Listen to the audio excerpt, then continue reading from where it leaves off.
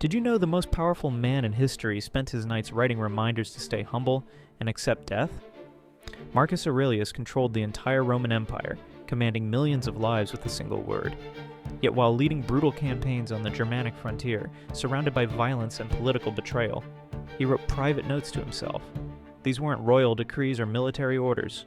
They were personal struggles with anger, disappointment, and mortality. He reminded himself that even emperors die, that wealth means nothing, and that true strength comes from within.